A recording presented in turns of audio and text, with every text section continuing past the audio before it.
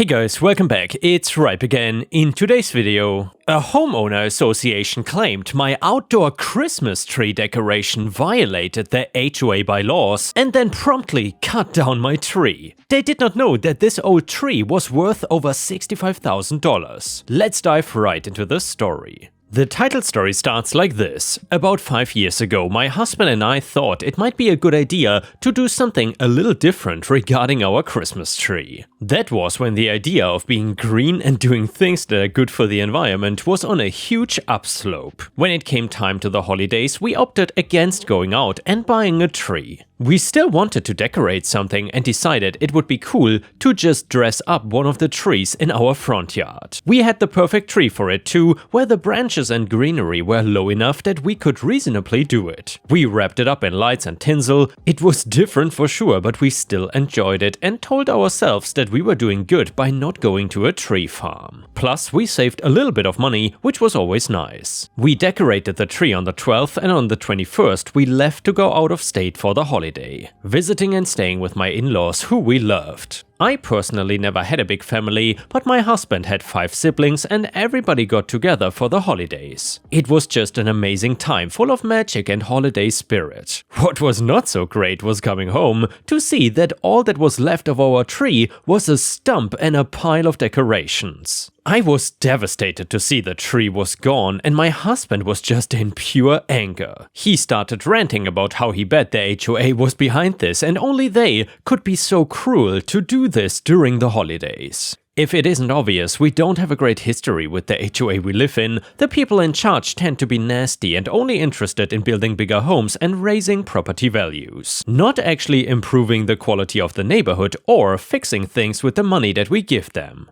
They made a comment about the tree when we put it up, that it was ugly to have an outdoor tree and they would not want that in front of their house. Innocent technically, but maybe also an omen in disguise. We got security cameras, thank God, for our home after a couple unfortunate porch pirate incidents. Maybe a small story for another time. We went to look at the footage and my husband's guess was correct because they did not even try to hide their faces that they were there. They had somebody else that brought a chainsaw and a truck, but it didn't have a name or anything, so I don't think it was a company. Either way, they had done this and we were not gonna let them just get away with it. We hired an arborist to take a look at the remains of the tree and pictures to tell us a little bit more about it. I'm no expert and I did not even know there was so much a person could know about trees. Types, subtypes, age, size, thickness, etc. Everything could be used to get an estimate of what the tree was worth, and we ended up getting a number: $65,000. I didn't believe it at first, but now I was excited to sue the HOA since it might make an impact. So then we hired a lawyer for the lawsuit and filed with our estimate and what we wanted. Usually when a person is suing something bigger like an HOA or a business or something, they tend to end with a settlement. We were expecting them to maybe offer us less or just give us the money and we would stop pursuing things further. Instead though, the HOA did not want to give us a cent and would rather fight this thing out legally. They believed that they did not owe us anything for cutting down the tree, and pushing the matter would be the biggest mistake they ever made. We had to go through rounds of mediation that did not lead anywhere until it was clear that we needed to have a judge rule on this.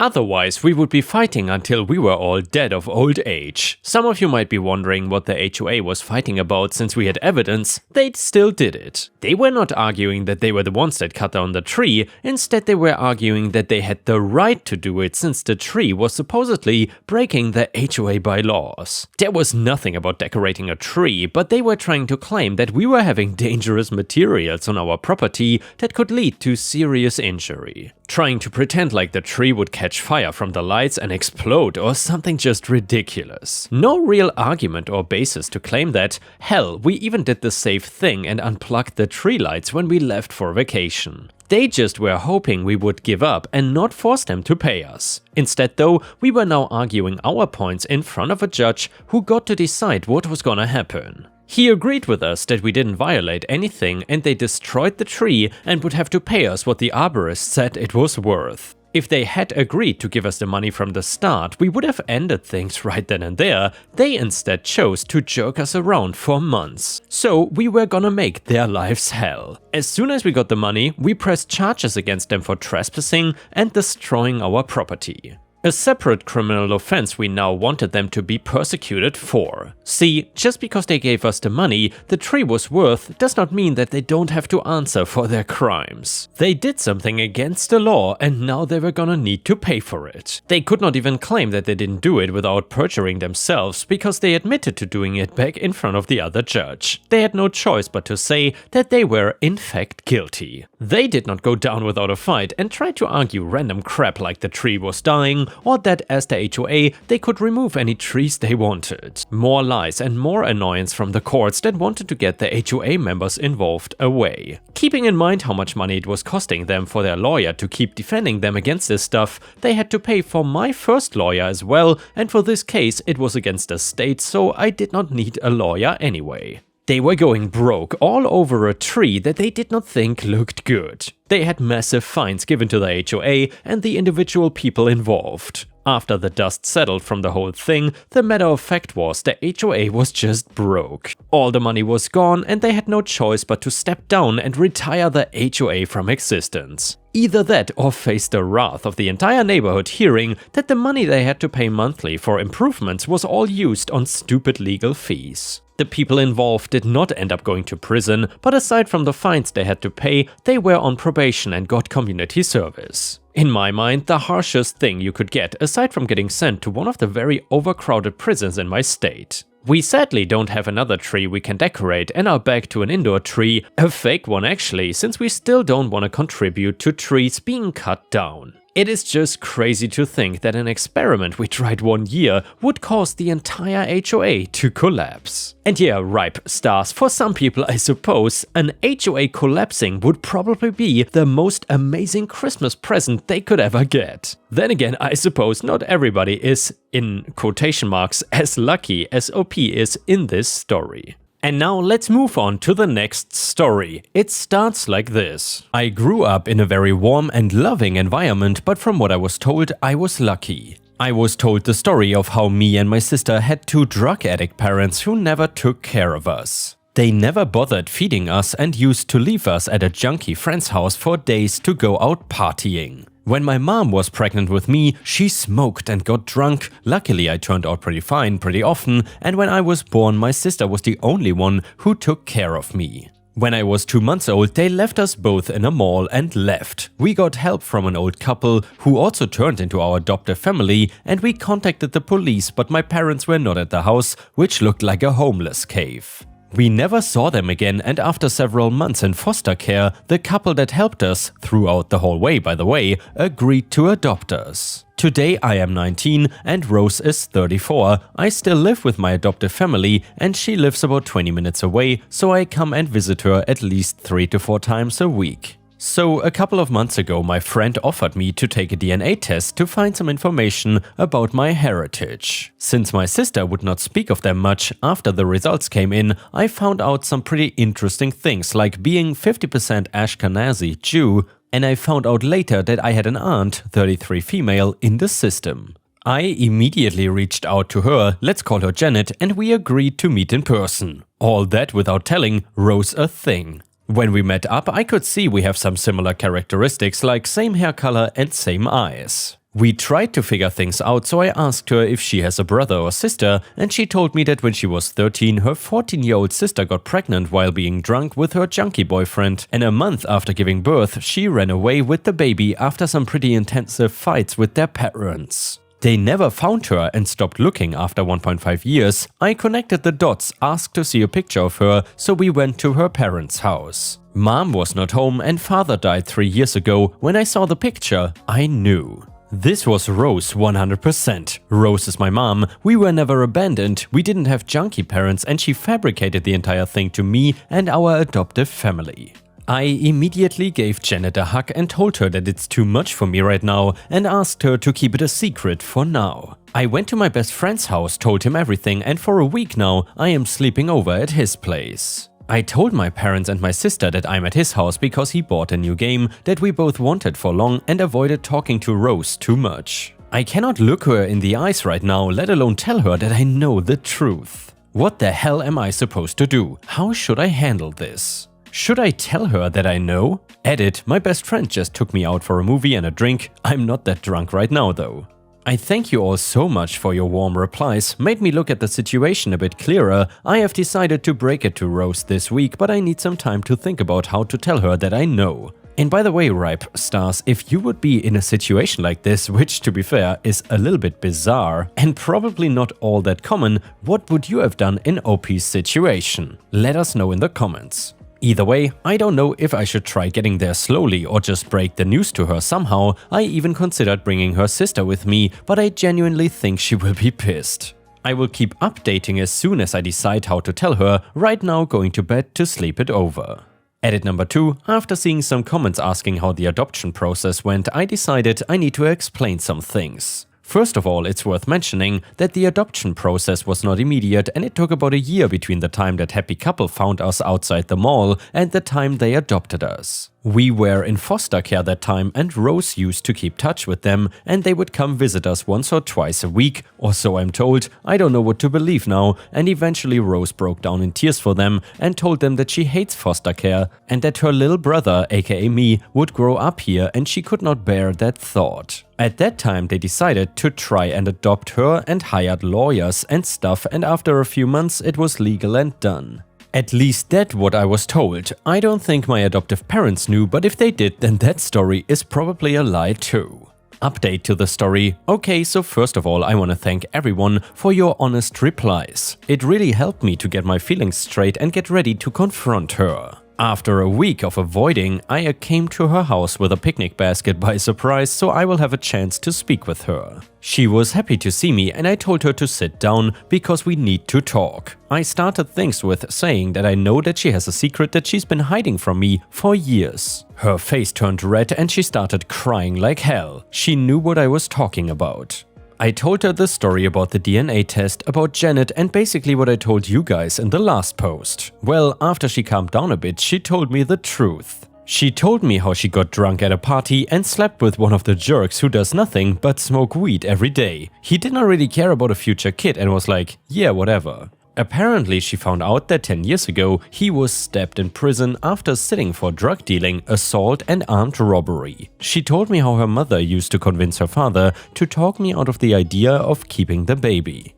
They would constantly fight with her. When the baby was born, they told her on the spot that she brought shame upon the family and they will not help raising the baby in any way. Meaning she will have to work meanwhile to have money for her baby and sometimes for herself. After a couple of months of loaning from her friends and juggling between working and taking care of me, she had a huge fight with her parents and told them that if they are not helping financially and barely in any sort of way, she and me are better off without them. As they sent her to her room, she escaped in the middle of the night, hitchhiked to a neighboring country, and by morning she was there already. She tried to take care of me for a few days and she found an old abandoned house that used to have homeless people coming around every now and then, and she took me to the mall when I started crying. She started crying too. The couple that adopted us immediately came to our aid and asked if we lost our mother. Rose jumped on the opportunity and came up with a story and an alias. Police figured out that we are not in the system for multiple reasons. We were raised in foster care for a year and a half until the couple that helped us decided to make the effort and adopt us so we won't be separated. It took them a few months and a couple of lawyers, but they managed to adopt us both. Rose knew all along that her parents are looking for her. They came to their senses after a day or so. She reached out to them and told them in a letter that she is fine and is taking care of herself and me, she is not homeless, and found a nice couple to help her with the baby. She made it clear for them that she is never coming back and they should stop looking, and a month after that they stopped. A few years later, her father went on a quest to find her. She was after 18, secretly.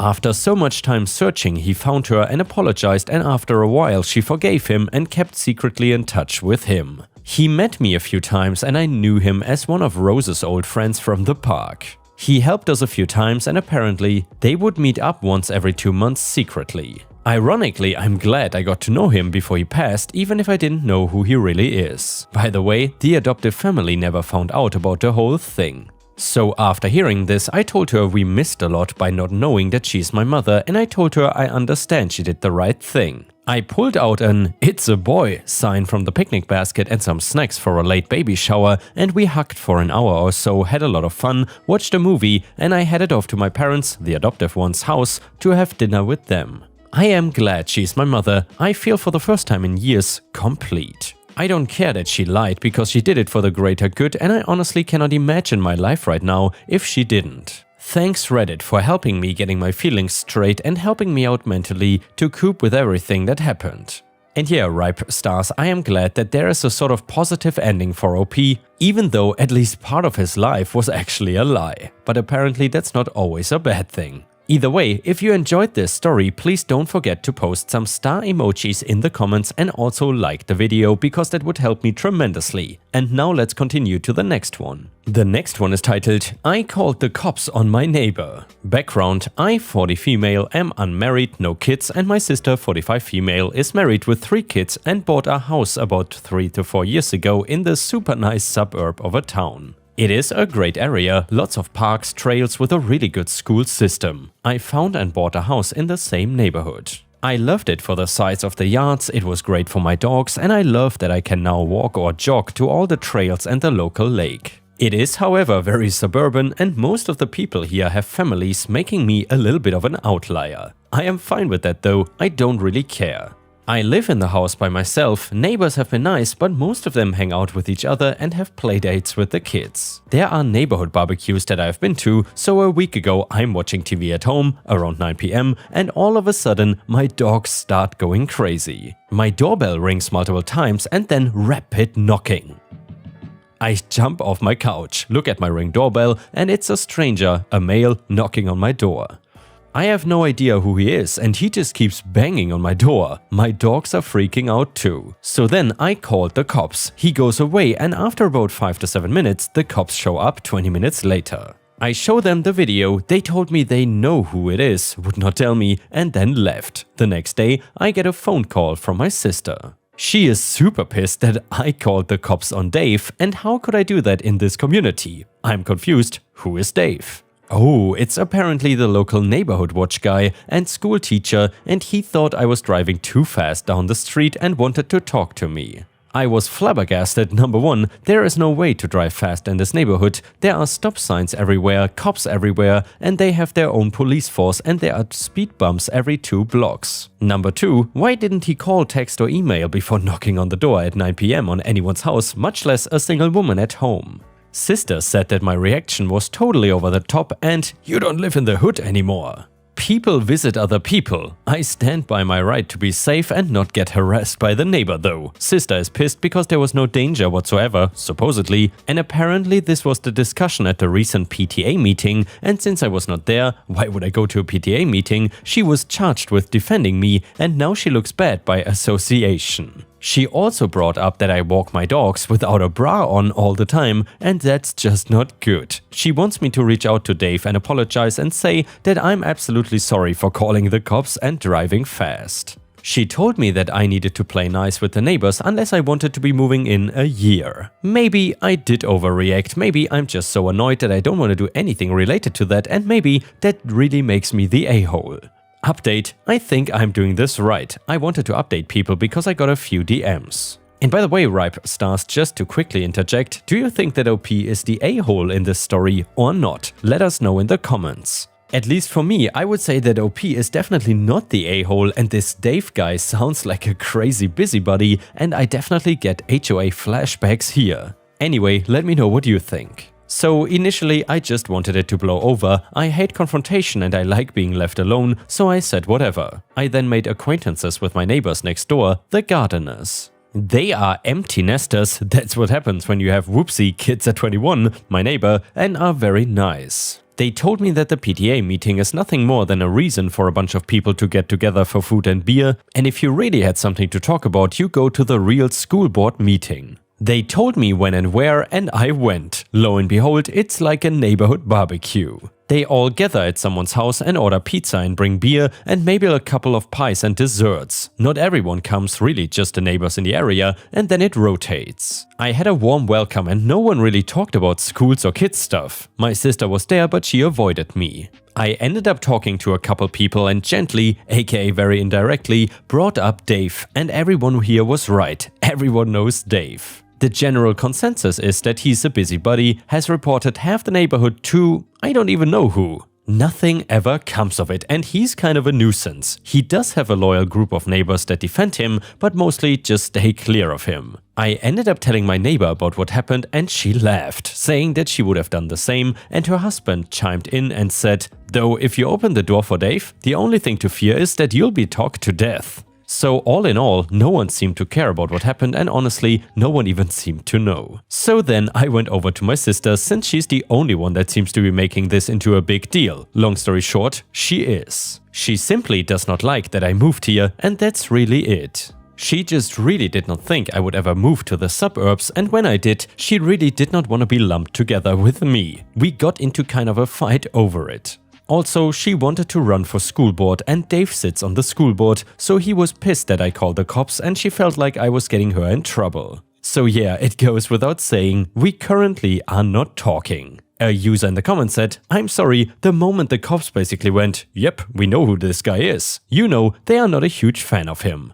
If they thought that Dave was this awesome helpful guy, they would have gone, "Oh, that's Dave, he lives on Maple and does neighborhood watch." I imagine it was related to that, but we'll speak with him still. Instead it was, "Yeah, we know who it is." That's a, "we find this guy a bother." Comment number 2, not the a-hole, feeling like not answering the door, which was not the case but could have been, valid reason to not open the door. Woman living alone, valid reason to not open the door to strangers. 9 at night, also a valid reason to not open the door to strangers. Angry ringing and banging on the door as if the person had a right to disturb you, valid reason to not open the door to a stranger. Also valid reason to call the police too, because this kind of angry behavior could have been aimed elsewhere when you didn't answer. You didn't do any wrong here. You did not overreact. A stranger beating on your door at night is reason enough to be afraid and call the police. Pretty sure that bad people doing bad things does not only ever happen in other neighborhoods, it happens all over. People wanting you to join them in the pretense that it doesn't, that's denial and delusional and just wrong. People attacking you for reasonable behavior? That's just appalling. Being polite and respectful to the neighbors does not include opening the door to someone who is showing aggressive and rude behaviors. If Dave's reason was valid to contact you, there were other ways at better hours that would not be invasive. Dave's behavior is the wrong here, not yours. Dave owes you the apology, not spreading rumors around about you. I have lived a long time in lots of different neighborhoods, some great and some not. Polite people don't visit at 9 at night, especially visiting strangers, and they don't ring and then knock persistently. They ring and then leave when no one answers the second ring. That's called respect. Your sister also owes you an apology here. She did not hear the knocking on your door, she was not there to witness it. Her belittling and dismissing your reasonable fear is wrong. You have a right to feel how someone's bad behavior makes you feel. She ought to defend you and call people out for spreading unfounded gossip. It's not your fault that some stranger decided to forgo all the reasonable ways to contact you and show up at night and be aggressive at your door. No one in this is showing you any respect here. Frankly, I would never talk with Dave without a witness and never in your house. His behavior was rude and the way he spread rumors later, even worse. And with this, we have reached the end of the video. However, if you cannot get enough of my content, please check out my endless playlist, where you can find thousands of hours of content. In addition, please don't forget to subscribe to my channel to not miss any of my daily uploads. Thank you so much in advance, and I hope to see you again tomorrow.